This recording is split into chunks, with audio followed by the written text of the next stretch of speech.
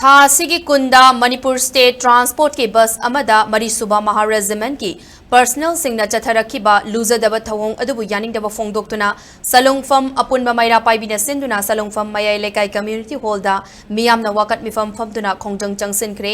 wakat mifam aduda salungfam apunba maira paibi gi president thingbaizam ngangbiton leimana phongdokrakpada Siroi festival gi damak paumi singna tongkiba gari da Manipur thaba yaroi haiba asi aikoi gi hingba gi hat Khongaunabani Manipur miyambu karimnabani haiki Narendra Modi amadi Amit Sahana Manipur asi mathong maram khangdaba lambel amada koipu puraga leiba asi aikoi gi hak matpani Manipur gi miyambu usittaba haiba asi achouba lal ama tholaknanaba baton tawbani haiki